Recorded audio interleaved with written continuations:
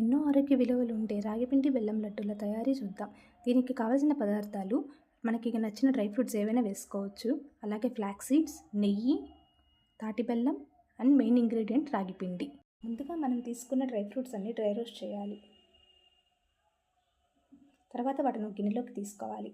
అలాగే flax seeds కూడా dry roast చేయాలి. తర్వాత కొంచెం గీ యాడ్ చేసుకొని కొన్ని డ్రై ఫ్రూట్స్ తీసుకొని వేయించుకోవాలి.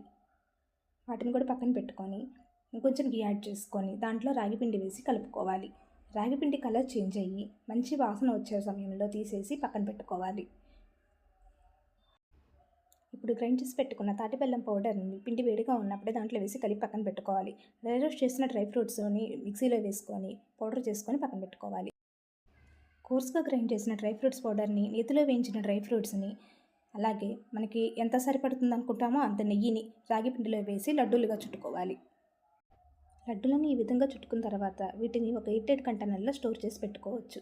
ఇవి చాలా టేస్టీగా ఉంటాయి. పిల్లలు, పెద్దలు అందరూ చాలా ఇష్టంగా తింటారు.